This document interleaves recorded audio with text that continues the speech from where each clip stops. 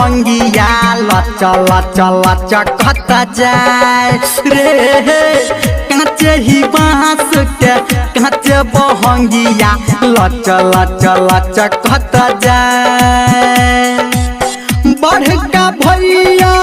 बन के कहरिया बहंगी घाटे पहुँचाए हाँ हाँ बढ़ का भैया बन के कहरिया बहंगी घाटे पहुँचाए हाँ हाँ काचे ही बांस के काचे बहंगिया लच लच लच कत जाए काचे ही बांस के काचे बहंगिया लच लच लच कत जाए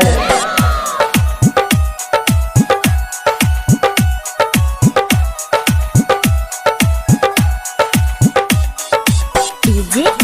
गुड्डू राज मधुबनी मधुबनी मधुबनी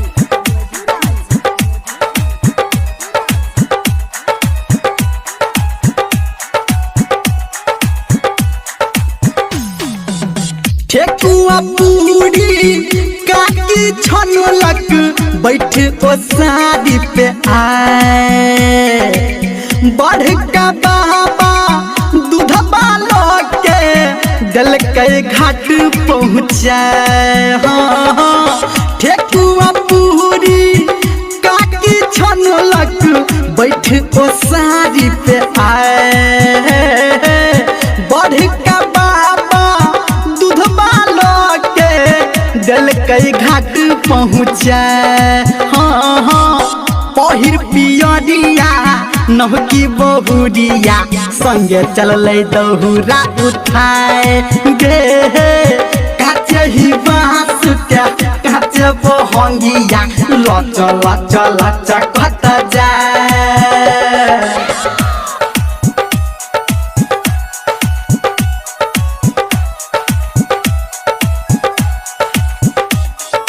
डीजे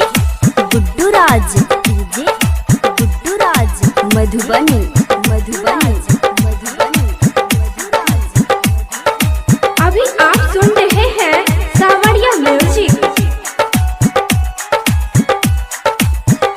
गे फल फूलहारी से सोहजल डाला उखिया भुइया लेटाए चम चम चम के छोटी माई के घटाबा केला के पत्ता लहराए हाँ हाँ फल आ फूल से सजल डाला उखिया भुइया लेटाए हाँ हाँ चम चम चम के छोटी माई के घटाबा